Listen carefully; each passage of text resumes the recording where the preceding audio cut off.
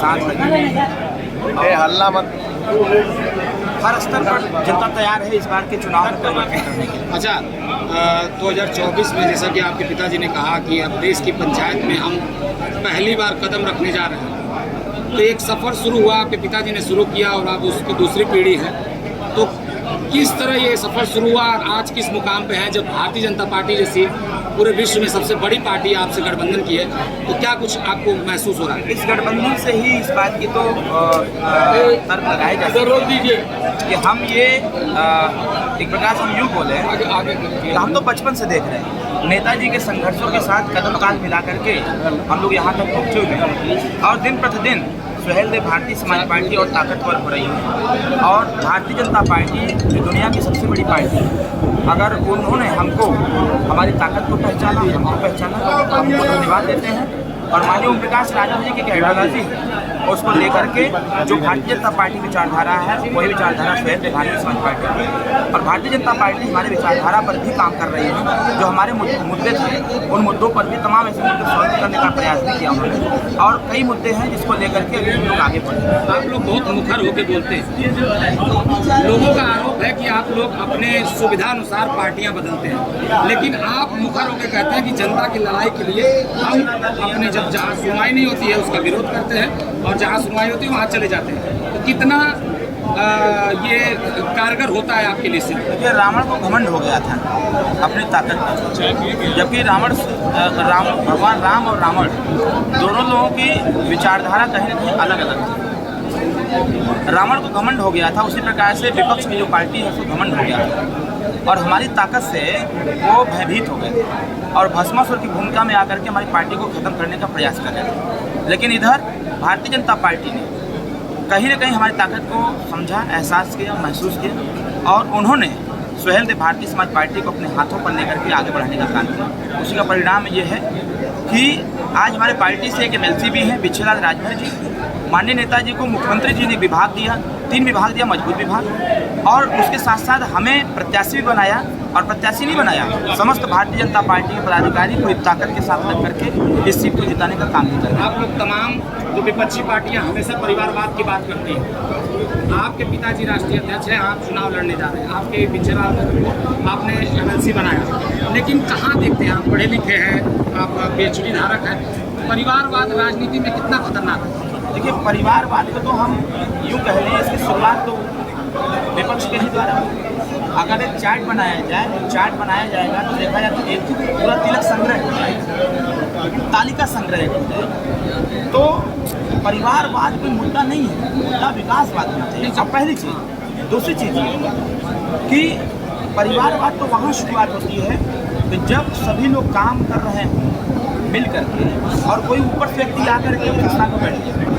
परिवारवाद वहाँ होता है और परिवारवाद वहाँ नगण्य हो जाता है जहाँ पर निचले स्तर से कदम मिला करके आज से मैं लगभग 20 सालों से इस सुहेलदेव भारतीय समाज पार्टी का निर्माण 27 अक्टूबर 2002 को 27 अक्टूबर को ही इस पार्टी का निर्माण हमारे मुखार बिंदु से हुआ था, बनारस के महाराजा सुहेलदेव राजभवन पार्टी। उसी दिन से हम लगे रहे, राजनीति भी किए और साथ साथ पढ़ाई में MPhil भी किए, नेट क्वालिफाई भी किए, PhD भी मैं पढ़ाई लिखाई करके राजनीति में। तो मेरे यहाँ ये लागू नहीं होता है। हमें कार्यकर्ता के तौर पर सामाजिक सरोकार के लिए, समाज के कल्याण के लिए, अपने युवाओं की जो आवाज़ है, जो समस्या है उसकी आवाज़ उठाने के लिए, महिलाओं की आवाज़ उठाने के लिए, मतलब कि उत्तर प्रदेश और देश में जितने भी निचले स्तर के लोग हैं जिनकी कोई नहीं सुनता है, जो सिर्फ अवसर की तलाश करता है, ऐसे तमाम लोगों की आवाज़ बनना चाहता है, बनने के लिए बच्चा। देश में जो जाति की जहरीली राजनीति हो रही है उस पर क्या कहना चाहेंगे? देखिए, हमारे भारतीय संविधान में कहीं भी कोई जाति का उल्लेख नहीं है, लेकिन नेता तो जाति की बात करते हैं। लेकिन ये कहीं ना कहीं इस जातिवाद का जहर हमारे समाजवादी पार्टी के लोगों ने बोलने का कार्य किया। आज भी ऐसे उदाहरण हैं, बहुत सारे हैं। आज किसी भी समाजवादी के व्यक्ति से बात करेंगे तो वो तुरंत लाएगा उसको कि मैं ये, लेकिन भारतीय जनता पार्टी में सभी लोग काम कर रहे हैं। असली समाजवाद तो यहाँ पर, वो तो अवसरवाद है, वो तो जातिवाद की बात है। हमको जाति के नाम पर वो लोग जिस प्रकार से हमको उनके साथ गठबंधन में जिस प्रकार से हमारे साथ सलूक किया गया वो चीज़ें दिखती हैं।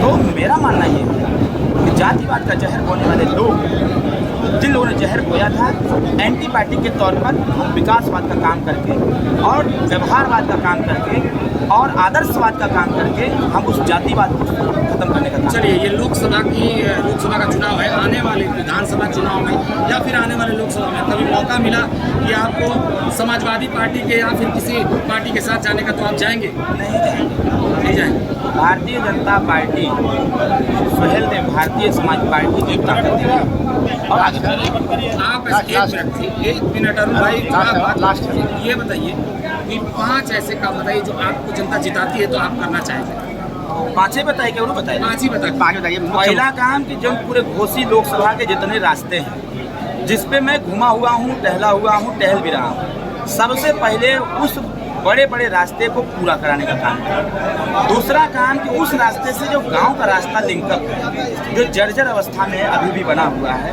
दूसरा काम उसको करें। तीसरा काम कि अभी विगत दिनों तमाम आगजनी हुई है तार गिरने से। माननीय के शर्मा जी के नेतृत्व में, उत्तर प्रदेश सरकार के नेतृत्व में हम तीसरा काम जितने गांव में जर्जर तार लगे हुए हैं उस सबको बदलवा करके नए तार लगवाने का काम है। चौथा काम ये है कि बच्चों की अच्छी पढ़ाई लिखाई के लिए भारत सरकार की योजना है अटल आवासीय विद्यालय, उसको यहाँ लाने का काम करेंगे। 5वां काम कि जो उनको स्वास्थ्य सेवाएं, अभी प्रश्न हो रहे थे कि मऊ की स्वास्थ्य सेवाएं ठीक नहीं है सरकारी व्यवस्थाएं, तो उसको सही करने के लिए यहाँ पर हम पीजीआई को स्थापित कराएंगे और पीजीआई को स्थापित करा करके यहाँ स्वास्थ्य संबंधी सेवाएं अच्छी करेंगे। 5वां काम जो है हमारा, यहाँ पर युवाओं, जैसे मैं गाँव घूम रहा हूँ, हमारे युवा लड़के बोल रहे हैं कि आखिर हम लोग व्यायाम कहाँ पर करें, हम लोग खेले कहाँ पर, दौड़ कहाँ पर लगाएं। अभी मैं कल घूम रहा था, मैंने देखा कि कुछ बच्चे ग्राम सभा काझा में दौड़ लगा रहे थे। हमने उनसे जब मिला, मैं रुका, मिले वो लोग, उन लोगों ने कहा कि हम लोग के लिए स्टेडियम नहीं, हमारा प्रयास ये होगा कि हर विधानसभा में मिनी स्टेडियम को स्थापित किया जाए। जो मऊ में स्टेडियम है, इससे और बड़ा स्टेडियम यहाँ पर लाया जाए। अगर बनारस में स्टेडियम बन सकता है, गाजीपुर में बन सकता है, तो मऊ जनपद में भी स्टेडियम बनेगा और एक स्टेडियम, बाकी मिनी स्टेडियम का निर्माण कराएंगे। 5वीं चीज़ जो है, सरकारी विद्यालय का कायाकल्प करते हैं। सरकारी विद्यालय में तकनीकी शिक्षा को देखते हुए हम उसमें सब्जेक्ट एंटर करवाएंगे और कराने के बाद उसका कायाकल्प कराएंगे और उस स्कूल में कंप्यूटर और प्रोजेक्टर का इस्तेमाल करा करके बच्चों को आधुनिक शिक्षा से लैस करने का बंदोबस्त करेंगे। आपकी जो जाति है, जो अनुसूचित जाति है, उसका बड़ा मुद्दा है।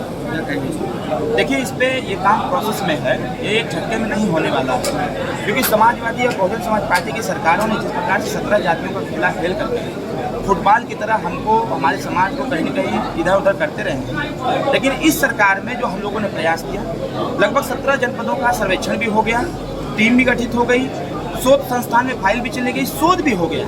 अब वो शोध समाज कल्याण के पास आई, उसकी स्क्रूटनी भी हो गई, उसका फिर शोध संस्थान में गया है।